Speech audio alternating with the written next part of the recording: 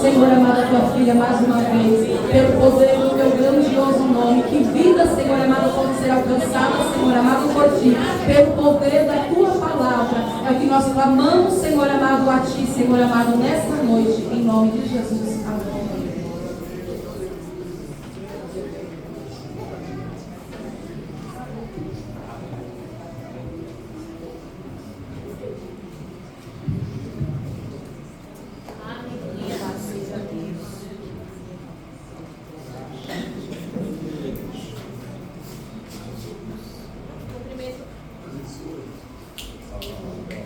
Glória a Deus, aleluia.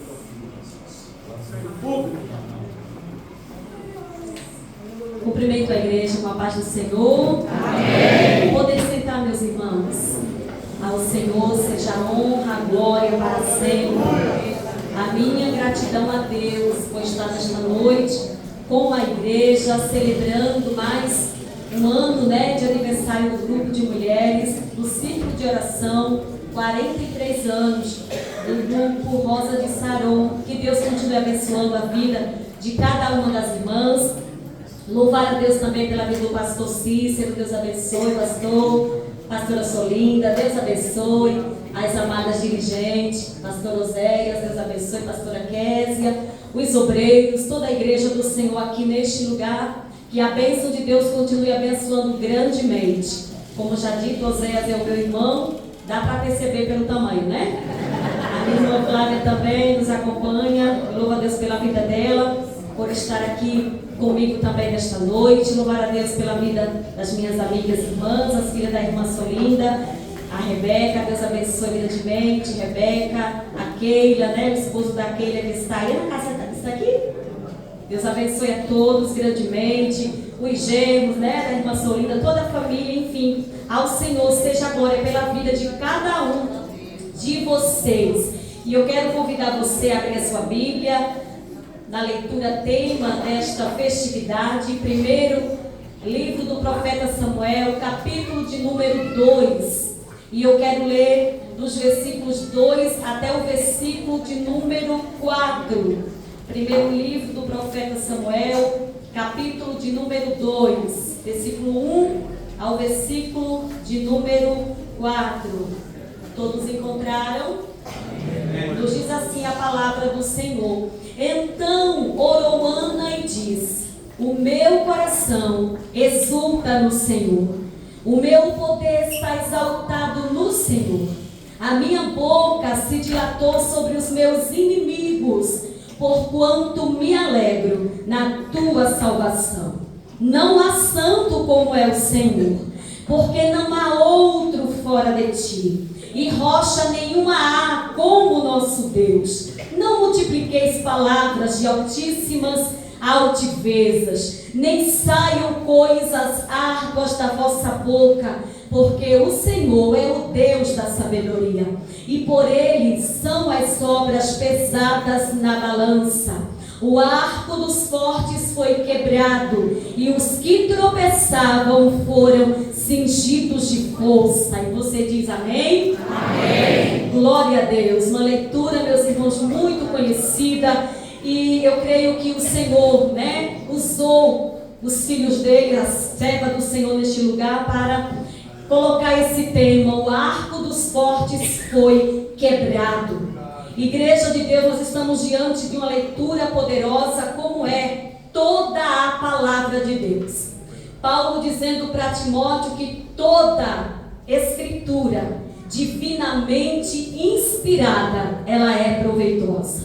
Em toda a palavra de Deus, ela não contém a palavra de Deus, ela é a palavra de Deus, viva, poderosa, que transforma, aleluia. E nós vemos aqui um Deus que operou milagres e que continua operando grandes coisas. Foi mostrado aqui as irmãs mostrando os seus testemunhos. E eu me alegrei no Senhor, porque Deus continua operando. Deus continua fazendo. Mas vamos voltar aqui na leitura. O livro do profeta Samuel, nós não sabemos, quem foi o autor deste livro. Sabemos que conta uma história poderosa. O primeiro e segundo livro do profeta profeta Samuel, na Bíblia hebraica, ele forma um livro só que na nossa Bíblia é dividido, né, por ser uma história grande.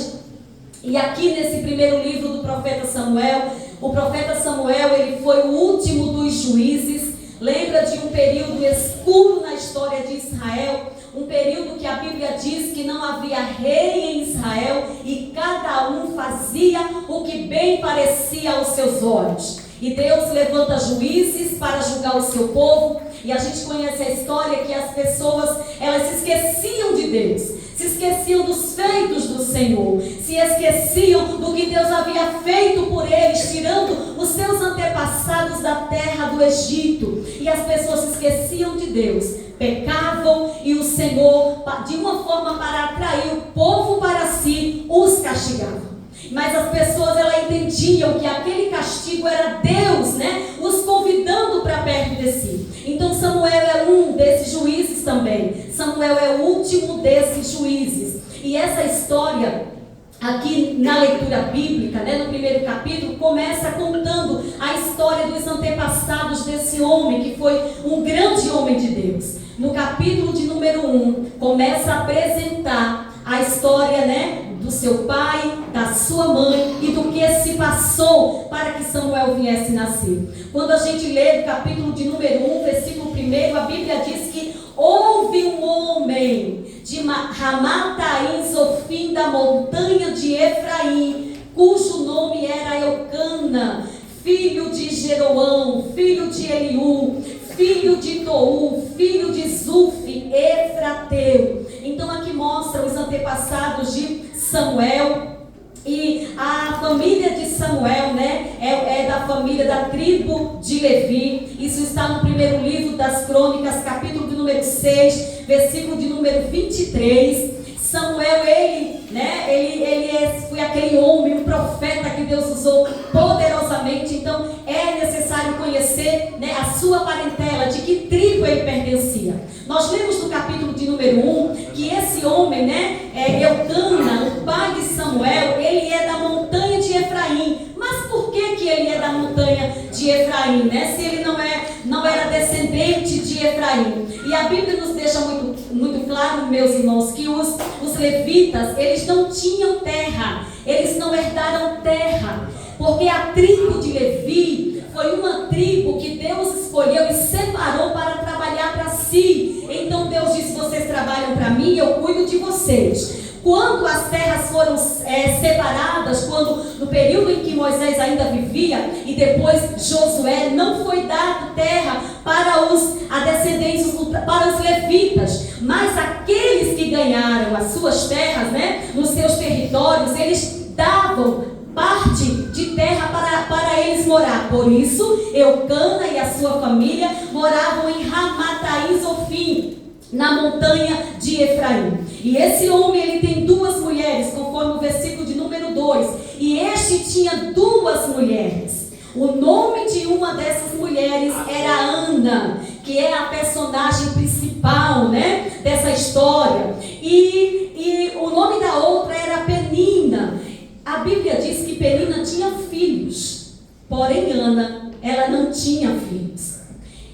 E é estranho quando a gente lê que Eucana tinha duas mulheres. Naquele tempo a gente precisa entender, né, que a poligamia era comum naquele tempo, apesar de não ser a vontade perfeita de Deus. Porque a Bíblia diz em Gênesis capítulo 2, versículo de número 26, o Senhor dizendo ali: portanto, deixará o varão o seu pai e a sua mãe, e apegar-se-á a sua mulher, e serão ambos uma só carne, né? Então é provável, conforme alguns estudiosos, eles dizem que é provável que Eucana se casou com Penina, porque Ana não gerava.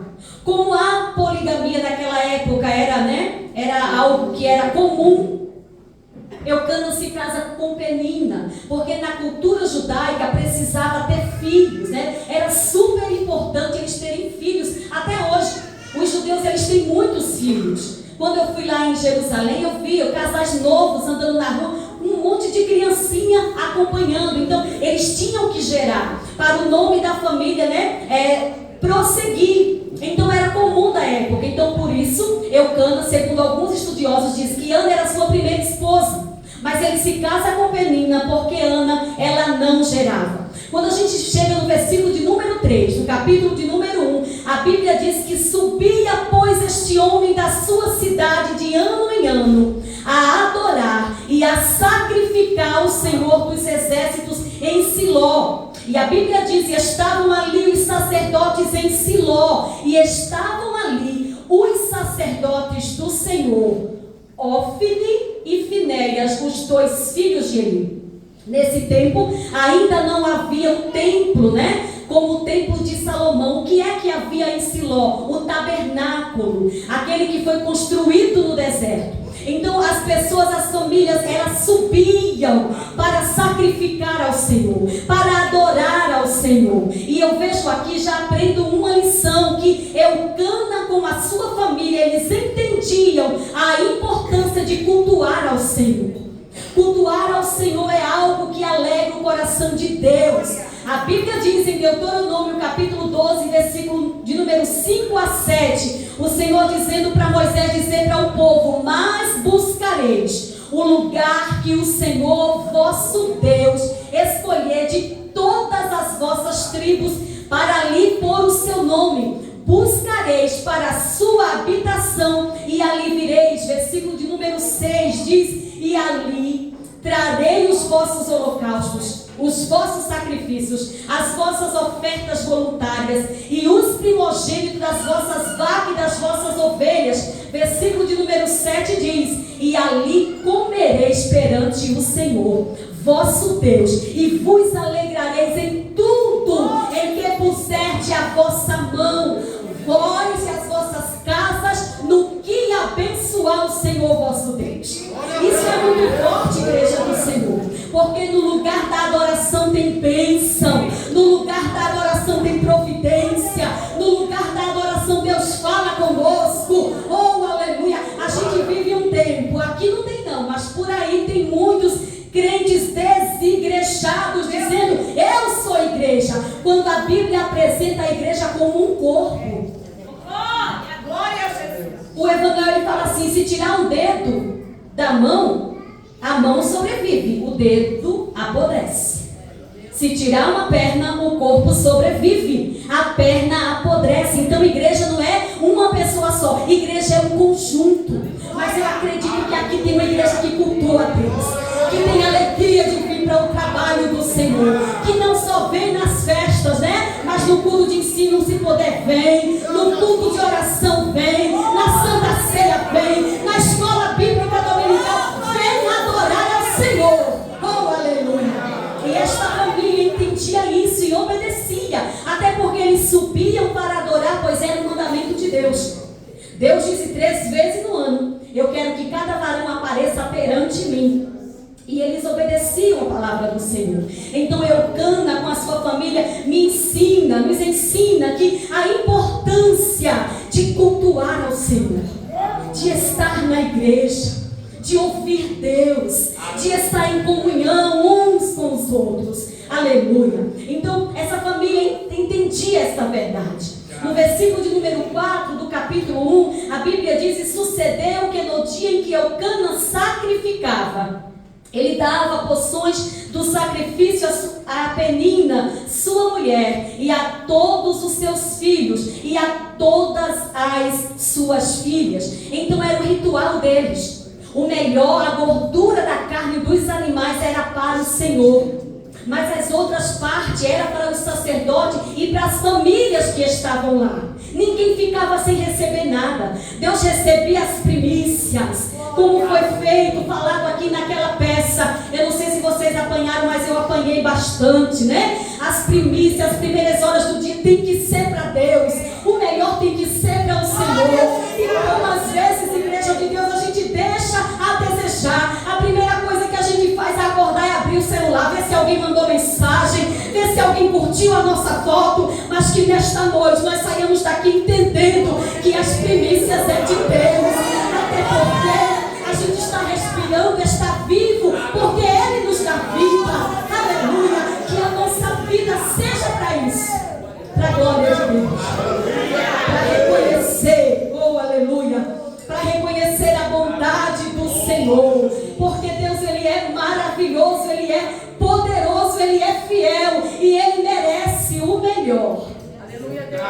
Glória a Deus. Aleluia. Então, Eucana fazia isso.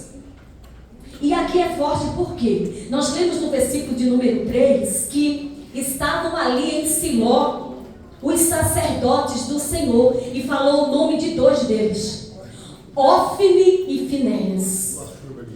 Duas nuvens, né? 2 nuvens escuras, 2 terras secas, como dizem por aí. Eles não obedeciam a Deus.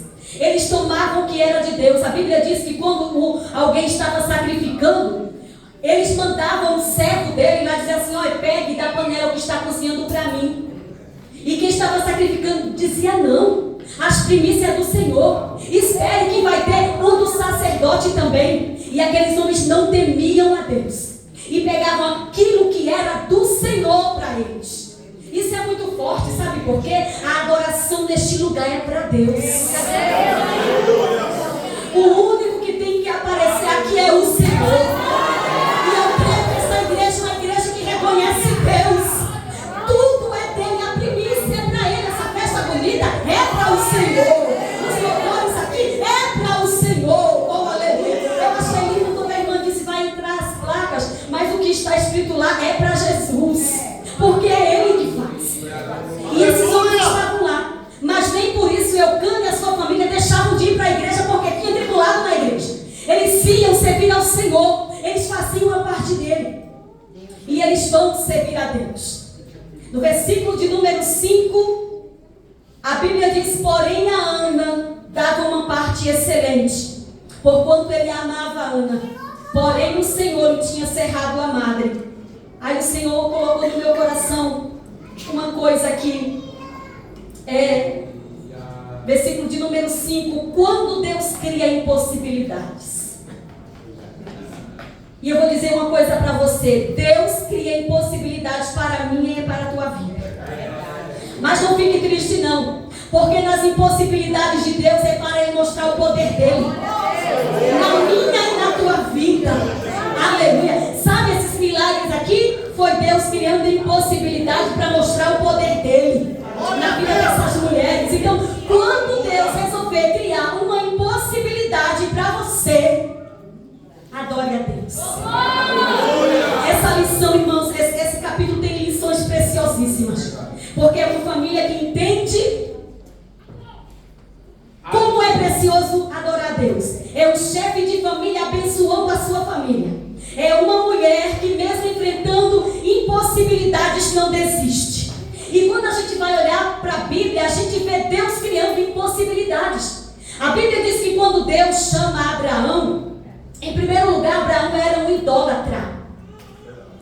Mas Deus chamou Abraão. E Abraão ouviu a voz de Deus. E Deus faz uma promessa para aquele homem, que não era tão novo. A Bíblia diz que Deus disse para Abraão que iria o abençoar grandissimamente. A Bíblia diz que o Senhor aparece para ele e diz: sai da tua terra, da tua parentela, para uma terra que eu te mostrarei. E far-te-ei uma grande nação. Engrandecerei o teu nome e tu serás uma bênção. Como fazer uma grande nação se Abraão já era velho e Sara estéril? Deus cria impossibilidades para mostrar o poder dele. Para uma nação se estabelecer, precisa de lugar e de pessoas e de leis. Abraão não tinha lugar, não tinha filhos e não tinha leis ainda. Mas o Deus que é o Deus da história, Ele já sabe o fim de todas as coisas. Então aquilo que Deus disse aqui é porque Ele já vê aqui. E Abraão sai em obediência a Deus. E no tempo certo, a velhinha Sara, com 99 anos, começou a sentir uns enjoos. E quando foi perceber, a barriga começa a crescer. Ela só percebeu porque a barriga começou a crescer e o menino começou a estremecer. Pois tem o costume das mulheres, ela tinha mais. Não tinha ultrassom naquele tempo. Aleluia. E no tempo certo, Isaac nasceu. E quando Isaac nasce, a senhora diz: o nome dele é Isaac. É riso. Pois todos aqueles que me verem vão dizer: o Senhor fez Sara rir. O Senhor me fez rir. Oh, aleluia. Se alegre, minha irmã, meu irmão. Você serve o Deus de impossíveis. Mas quando a gente vê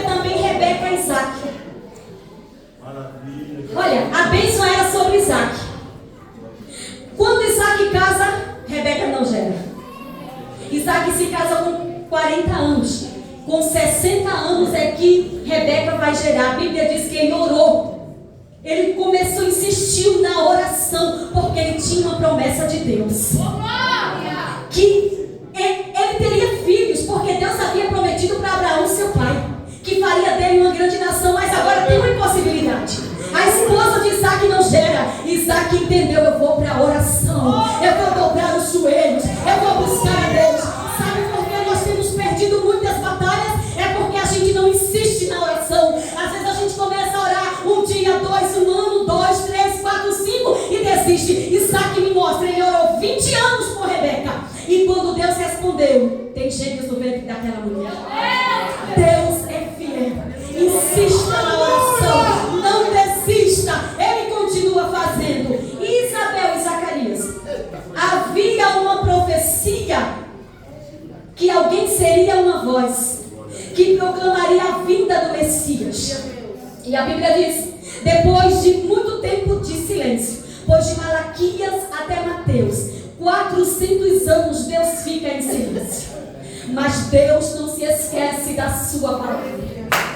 Deus não é irmã Fabiana, que pode te prometer uma coisa, mas se surgir dificuldades eu posso deixar de cumprir. Deus não. 400 anos Deus está em silêncio, mas não quer dizer que Ele não esteja velando e trabalhando para cumprir o que Ele disse.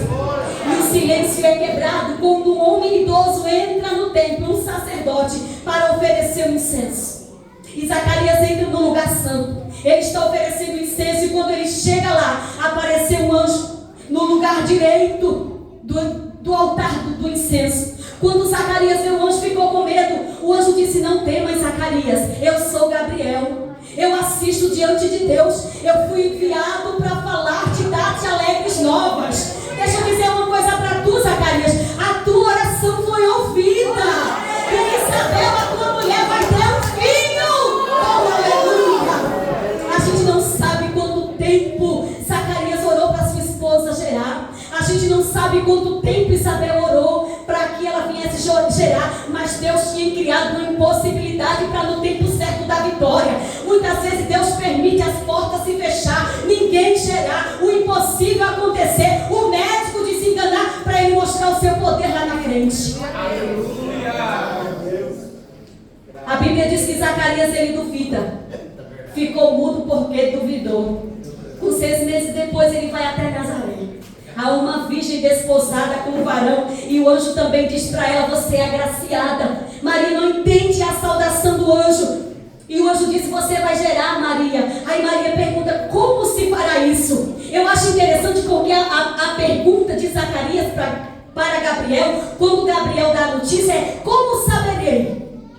Zacarias duvida, como eu posso ter certeza? Maria não, diga, me explique como é que vai acontecer, porque eu não conheço o varão. O anjo disse, já que você quer saber, Maria, eu vou dizer uma coisa para você, descerá sobre ti o Espírito Santo.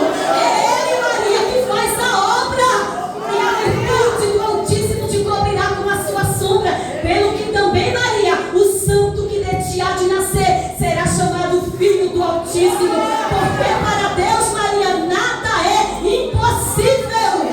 Oh, aleluia. Aí o anjo revela um segredo para Maria. Diz assim, sabe, Isabel, a tua prima, aquela que era chamada estéril.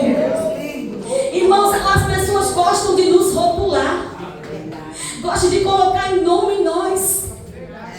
Mas Deus muda a sentença. Deus muda todas as coisas. O anjo disse, ela era chamada estéril, ela era chamada divorciada, ela era chamada uma fracassada, ela era chamada uma desenganada. Agora é serva de Deus, vitoriosa. Oh, aleluia. Deus é o Deus do impossível. Então Deus cria impossibilidades. A Bíblia diz aqui, nós lemos que o Senhor foi Deus que tinha cerrado a madre de Ana. Deus não permitiu Ana gerar até o tempo que Ele havia determinado.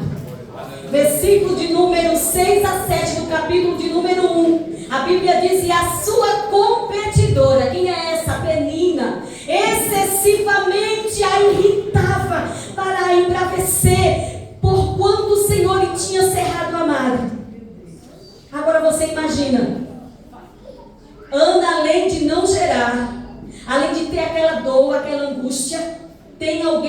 seu calcanhar a irritando.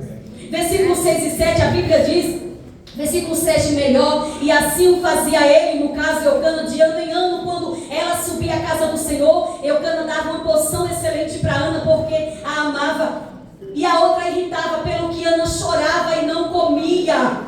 Então Eucana, seu marido, lhe disse: Ana, por que choras? E por que não comes? E por que está mal o teu coração? Não te sou eu melhor do que 10 filhos? Irmãos, igreja de Deus, o que Ana enfrentou não foi fácil.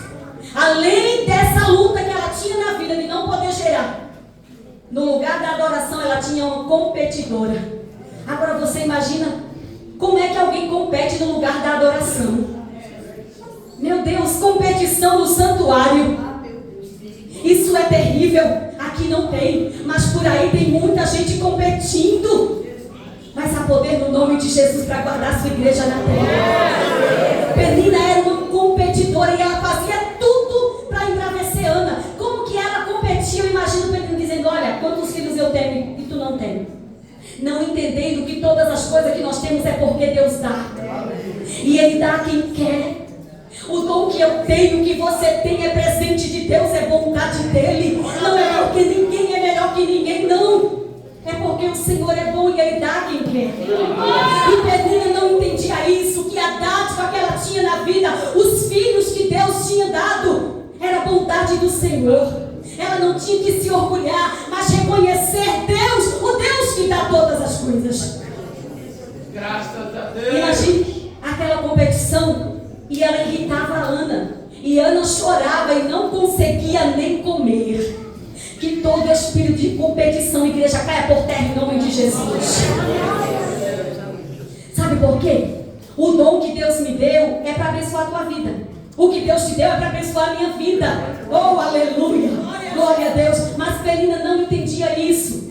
No versículo 8, nós lemos que Eucana chega para Ana e lhe diz: Ana, por que choras? E por que não comes? E por que está mal o teu coração? Não te sou eu melhor do que 10 filhos? Irmãos, tem momentos que as palavras não conseguem resolver. Tem momentos que o que as pessoas fazem não conseguem resolver. Porque tem coisas que é só Deus que pode resolver. E quando é algo por permissão de Deus, é Ele que resolve. É Ele que faz. Ana está no templo. Penina está no templo, Eucana está no templo, só que essas pessoas, cada um tem uma intenção por estar no templo. Ana subia para adorar, ela adorava a Deus, mas ela não conseguia se alimentar daquilo que estava sendo dado para ela por conta da sua amargura. E deixa eu te dizer uma coisa: se você não consegue se alimentar da palavra por conta da amargura que você está vivendo, Deus, Ele já tem um tempo determinado para colocar um fim nessa situação. E você vai conseguir se alimentar. E essas bênçãos é para quem não deixa de vir para o templo mesmo com dificuldade. A gente vive um tempo, irmãos, que por qualquer coisa, muitas pessoas deixam de vir na igreja. Porque às vezes alguém não dá um sorriso, porque não abraçou, porque não cumprimentou com a paz do Senhor. Abrace você, cumprimente você, dê a paz do Senhor você. Não vamos deixar de vir para o santuário por conta de problemas, porque é aqui, como eu já disse no início, que milagres acontecem, que bênçãos acontecem. A Bíblia diz em Lucas, no capítulo de número 1, versículo 36 ao 38, que foi por estar no templo que uma mulher, ela viu a grandeza de Deus. Eu acho que é o capítulo de número 2. Veja Lucas capítulo de número 2, versículo de número 36, que fala da profetisa, isso mesmo. E estava ali a profetisa Ana, filha de Fanuel, da tribo de Aser. Esta era já avançada em idade e tinha vivido com o marido 7 anos desde a sua virgindade. Coloca o versículo seguinte: e era viúva de quase 84 anos e não se afastava do templo, servindo a Deus com jejuns e orações de noite e de dia. Veja o versículo de número 38. E sobrevindo na mesma hora. Que hora foi essa? Deixa aí o versículo. A hora em que José e Maria chega no templo com o menino Jesus com 40 dias para apresentá-lo ao Senhor. Aleluia. E a profetisa Ana chega na mesma hora. Por quê? Porque ela não deixava de ir para o templo. E ela dava graças a Deus e falava dele a todos os que esperavam a redenção em Jerusalém. Quem vem para o templo vê Jesus, conhece Jesus e fala de Jesus. É para isso, igreja, que a gente se reúne. É para falar de Jesus. Aleluia. Então não deixe de vir para o templo. Mas no versículo de número 8 nós lemos que Eucana, ele amava muito Ana. E ele faz essa pergunta: Ana, por que você está triste? Por que você não se alimenta, Ana? Eu não te sou melhor do que 10 filhos. Mas Ana queria um filho. Era o que ela anelava. E eu creio que Deus estava neste negócio também, pelo papel que Samuel desempenha na obra do Senhor. Então Ana, ela está ali com uma amargura de alma, mas a Bíblia diz no versículo de número 9: então Ana se levantou. Aleluia.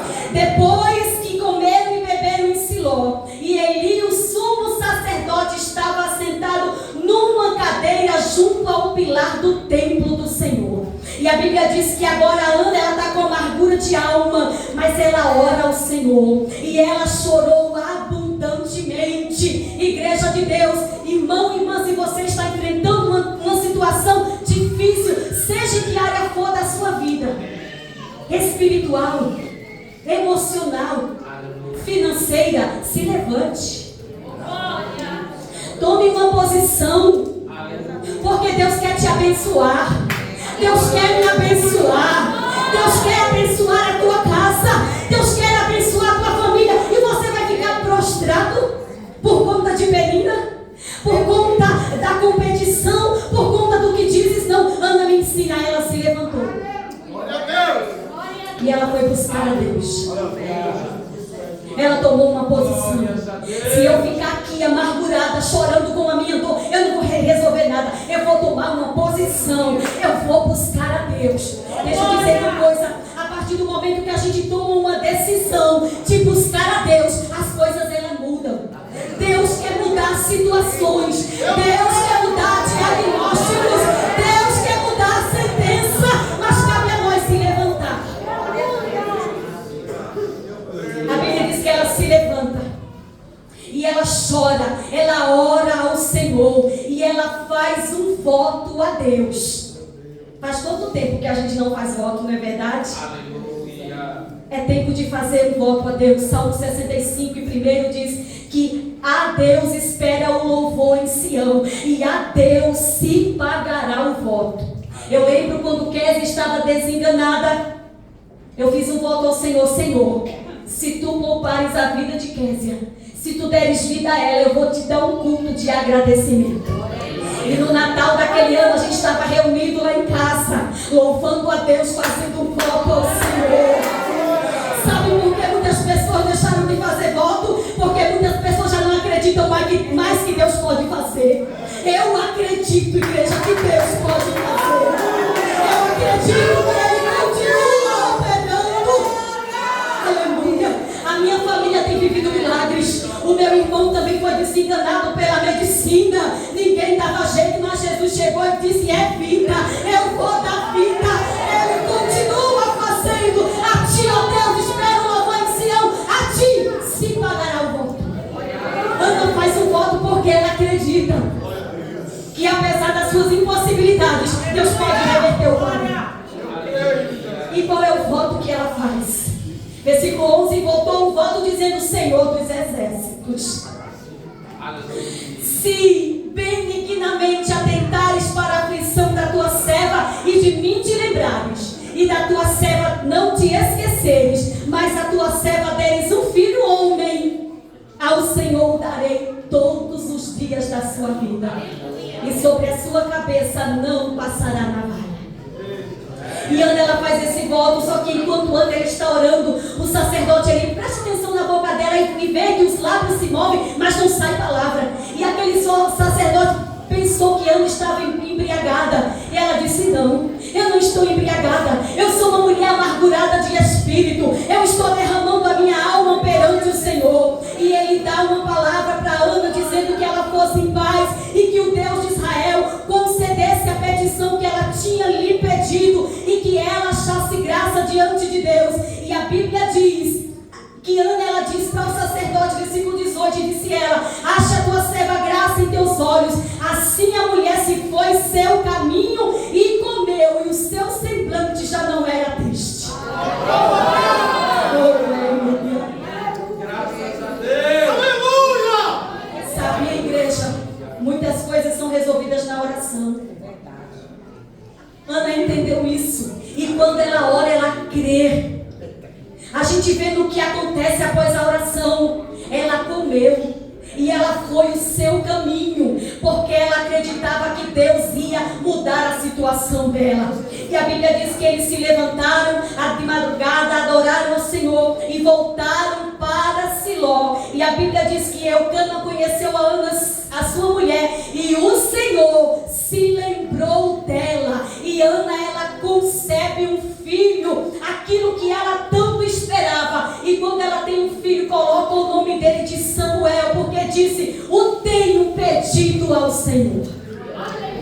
E o tema que vocês escolheram está no cântico de Ana após a vitória alcançada em suas mãos. A Bíblia diz que depois que ela concebe, quando o seu marido volta para adorar o Senhor no ano seguinte, ela diz: eu não vou não, eu vou ficar em casa cuidando do menino, dando de mamar ao menino, e quando eu o desmamar, eu volto para entregá-lo para o Senhor. E a Bíblia diz, meus irmãos, no versículo de número 23 do capítulo 1, e Eucana, seu marido, lhe disse: faze o que bem te parecer aos teus olhos, fica aqui até que o desmames, tão somente confirme o Senhor a sua palavra. Assim ficou a mulher e deu leite a seu filho até que o desmamou. Mas uma coisa, irmãos, é certo: Eucana, conforme a Bíblia diz lá no livro de Números, capítulo 6, versículo de número 8, a Bíblia diz que um marido, ele podia revogar um pedido, né? Eu acho que eu marquei errado aqui, mas há um versículo, irmãos, que diz que o marido, ele podia revogar o voto da mulher, se ele não concordasse. A gente vê mais uma virtude na vida de Eucana. Eucana, ele era um homem que ele amava Ana, mas ele vivia em uma unidade muito forte com Ana, e ele concorda também com aquele voto que ela tinha feito. Ele concorda com ela quando ela diz: eu vou ficar, eu vou desmamar o menino, e no tempo certo, quando eu desmamar, eu vou levar o menino para o santuário. Até porque o menino não era filho só de Ana, era de Eucana também, mas eles estavam em concordância, um apoiando o outro. Eucana diz: fica, Ana, quando o menino for desmamado, você leva ele, tão somente que o Senhor confirme a sua palavra. E assim foi. Quando chega o tempo de desmamar o menino, ele sobe para Siló para adorar ao Senhor, e eles estão levando presente para oferecer a Deus. E quando chega lá, Ana diz para Eli, o sacerdote ali: por esse menino eu orava, ele agora é de Deus, ele vai ficar no santuário para adorar o Senhor. Perceba, a igreja de Deus, isso mesmo, é Números 30, a partir do versículo de número 13, que fala: todo voto e todo juramento de obrigação para humilhar a alma de seu marido o confirmará ou o anulará. Então o homem, ele tinha esse direito, né, de confirmar o voto da mulher ou não. Só que aqui com essa família era em unidade. É isso que Deus quer para as famílias, né? A unidade, a mulher concordando com o marido concordando com a mulher, e tudo dá certo para a glória de Deus. E no tempo certo, Ana e Eucana vão para o templo em Siló levar o menino e agradecer a Deus. E após isso, capítulo de número 2, Ana agora está orando. Ela cria, né? Ela compõe um hino em gratidão ao Senhor. O versículo de número 2 do capítulo 1, a Bíblia diz: e orou Ana e disse: o meu poder O meu coração melhor exulta no Senhor. O meu poder está exaltado no Senhor. A minha boca se abriu sobre os meus inimigos, porquanto me alegro na tua salvação. Aquela que antes nem conseguia falar, por conta de tanta amargura, agora está louvando a Deus e fazendo a sua voz ser ouvida. Eu creio também que muitas bocas se abrirão para louvar a Deus. Irmãos, igreja de Deus, o louvor é algo que tem que ser dado a Deus. É um tributo da igreja, reconhecendo a grandeza de Deus. E é isso que Ana faz no seu cântico profético. Matthew Henry, ele diz assim, que Ana nesse cântico, ela não fala em nenhum lugar do nome de Samuel, mas ela fala no nome de Deus. E Matthew Henry diz assim, que muitos Samuéis vão existir, vão ainda surgirem, porém Deus é o único só, o único ser, poderoso, digno de ser exaltado. E agora Ana está dizendo, falando da grandeza de Deus. Versículo 2, Ana diz: não há santo como é o Senhor, porque não há outro fora de ti, e rocha nenhuma há como nosso Deus. Ana está dizendo uma verdade bíblica poderosa. A santidade de Deus, ela é exaltada na Bíblia.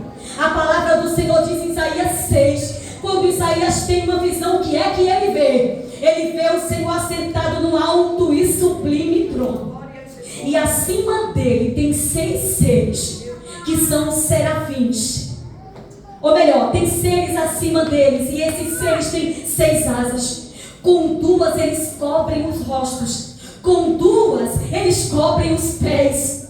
É uma forma de dizer aqui, quem tem que aparecer é o santo, é o grande. E com 2 eles se movem e voam um para o outro, dizendo: santo, santo, santo é o Senhor dos exércitos, e toda a terra está cheia da sua glória. Deus é um ser imaculado, santo, e Ana reconhece isso no seu louvor. Versículo de número 3, Ana diz: não multipliqueis palavras de altíssimas altivezas, nem saiam coisas árduas da vossa boca, porque o Senhor é o Deus da sabedoria.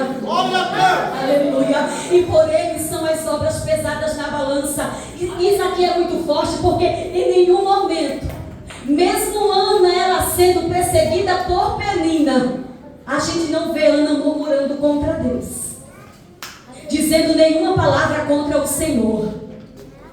Penina com certeza abre a boca, e as palavras dela são de altíssimas altivezas. E Ana aqui está dizendo: não multiplique essas palavras. O Senhor é sábio, Ele sabe o que faz, e por Ele são as obras pesadas na balança. Ele está vendo tudo que os homens fazem, e Ele coloca na balança.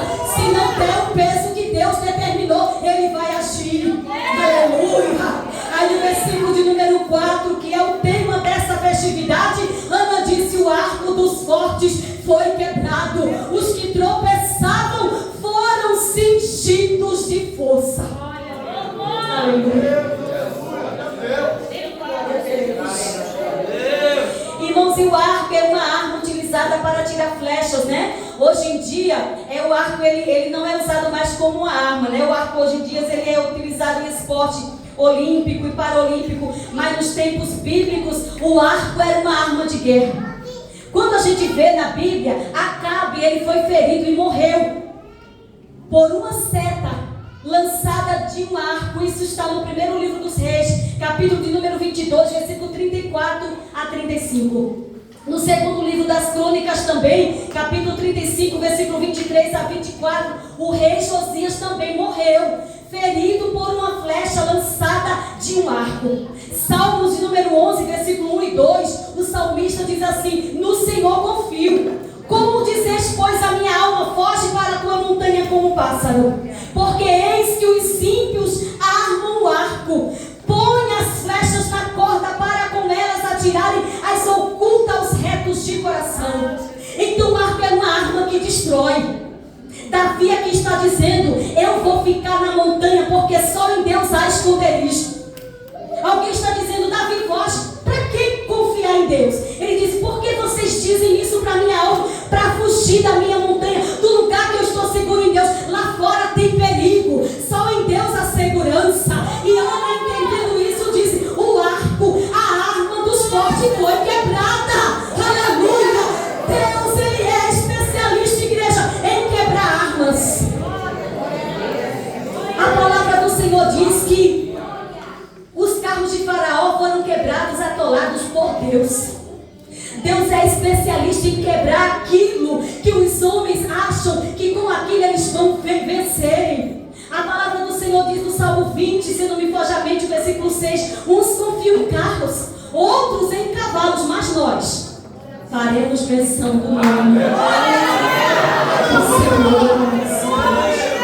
Olha, não foge da montanha do esconderijo do Altíssimo. O inimigo da tua alma quer te levar para longe. Se tu for, os ímpios já têm armado o arco. A flecha já está na corda, apontada para a tua vida. Mas nesta noite é noite de livramentos. E entender, fica na montanha de Deus. E você que não está no esconderijo de Deus, na montanha de Deus, corre com muita pressa essa noite. Porque o adversário meu inteiro, ele quer roubar a tua alma. Ele quer ver você longe, ferido, caído, amargurado, morto espiritualmente. Mas nesta noite é noite de livramentos. Esta noite é noite de correr para a montanha de Deus, se abrigar no esconderijo do Altíssimo, porque só lá Deus quebra o arco do ímpio. Deus quebra o arco do forte. E Ana, entendendo isso, disse: o arco dos fortes foi quebrado. E é Deus quem quebra. E ela diz: os que tropeçavam foram cingidos de forças. Eu não tenho dúvida que Deus, nesses 2 dias de festividade, está cingindo pessoas de forças para caminhar, porque a tua caminhada não para aqui. Elias está no monte, está longe, fugindo, e está pensando que tudo acabou. Deus manda um anjo levando pão e água para Elias. Ele comeu e se deitou. Deus continua insistindo, manda de novo. E o anjo toca nele e diz: levanta-te e come, porque muito comprido te será o caminho. E só se caminha quem tem forças para caminhar. E o que é que nos dá força é a palavra de Deus. E neste altar é um altar que a palavra é pregada. E eu creio que Deus está fortalecendo vidas, dizendo para você: se alimente. Porque do jeito que você está fraco não vai conseguir. Mas se você se alimentar da palavra que eu estou te dando, você vai caminhar e vai chegar ao destino que eu quero que você chegue. Então os fracos, eles foram cingidos de força. Salmos 46, 9. O salmista diz: ele faz cessar as guerras. Eu não sei qual é a guerra que você está enfrentando, mas Deus vai cessar. Ele vai cessar a guerra da tua alma, da tua mente, lá dentro do teu lar. Aleluia! Ele vai cessar as guerras. E não tem distância para Deus, até os confins da terra. Porque às vezes a guerra está dentro, às vezes a guerra está em volta, mas às vezes a guerra está longe. Mas lá onde está a guerra, seja onde for, Deus vai cessar as guerras. E Ele quebra o arco. Sabe, alguém fazendo guerra para acabar com você, com a tua vida e com a minha, e fazendo guerra e armando o arco. Aí Deus chega, quebra o arco. Com o arco quebrado, flecha não atinge. Oh, aleluia! Nesta noite eu vejo pelos olhos da fé muitas flechas que iam ser direcionadas para a tua vida. Deus já quebrou o arco. Essas flechas não vão te atingir. Deus não vai permitir, porque você está em Deus. E Ele queima os carros no fogo. E o versículo 10 do Salmo 46, o Senhor diz: aquietai-vos, fique quieto, e saiba que eu sou Deus. Serei exaltado entre as nações, serei exaltado sobre a terra. Ao versículo 11, o Senhor dos exércitos está conosco. O Deus de Jacó é o nosso refúgio. Igreja, Deus conosco é garantia de vitória. Deus com você é garantia de vitória. Oh, aleluia. Então Ana entende isso e ela louva a Deus. Ela exalta a majestade de Deus. Ela engrandece a Deus nesse cântico. No versículo 6 ela disse: o Senhor é o que tira a vida e a dá. Ele faz descer a sepultura, mas Ele faz também subir dela. Versículo 7, o Senhor empobrece, mas Ele também enriquece. Ele abaixa, mas Ele também exalta. Ele levanta o pobre do pó, sabe onde ninguém dá nada, e deixa o esterco, aquele lugar que ninguém dava nada, sabe? Ele exalta o necessitado. Por que Deus faz isso? Para o assentar entre os príncipes. Olha a honra que Deus dá para nós. Nos assentar entre os príncipes do seu povo. Igreja, Deus já me fez assentar em tantas mesas de príncipe. E eu reconheço que é Ele. Uma menina do interior do Pernambuco. Morava no engenho. Nem tamanho tem, né? Mas Deus, Ele faz o que Ele quer. Para mostrar o poder dele. É porque a irmã Fabiana não, é porque Deus é. Ele faz com você, faz comigo, faz com a sua igreja, para a gente entender quem é Ele e onde chegar, falar somente dele, da grandeza dele, do poder dele, aleluia, da majestade dele. Ele também coloca para fazer dar o trono de glória, porque do Senhor são os alicerces da terra e assentou sobre eles o mundo. Aí ela continua dizendo: os pés dos seus santos guardará. Porém os ímpios ficarão mudos nas trevas, porque o homem não prevalecerá pela força. Não, é o Senhor que dá força aos homens. Aí ela diz: os que contendem com o Senhor serão quebrantados. Desde os céus trovejará sobre eles. O Senhor julgará as extremidades da terra e dará força ao seu ungido. E exaltará o poder do seu ungido. Ana está falando aqui de Jesus, o ungido de Deus. A Bíblia diz: então Elcana foi se arramar, e a sua casa, porém o menino ficou servindo ao Senhor perante o sacerdote Eli. Ana me ensina que voto feito tem que ser cumprido. Ana só tinha aquele menino, mas ela prometeu para o grande, para o soberano, e ela cumpriu o voto. E depois, irmãos, Deus visitou Ana, versículo de número 21, visitou, pois, o Senhor a Ana, e concebeu e teve 3 filhos e 2 filhas, e o jovem Samuel crescia diante do Senhor. Ana me ensina que vale a pena perseverar na oração, porque o Deus que nós servimos é o Deus que dá a vitória. Deus te abençoe, Deus te guarde, continue servindo e adorando a Deus.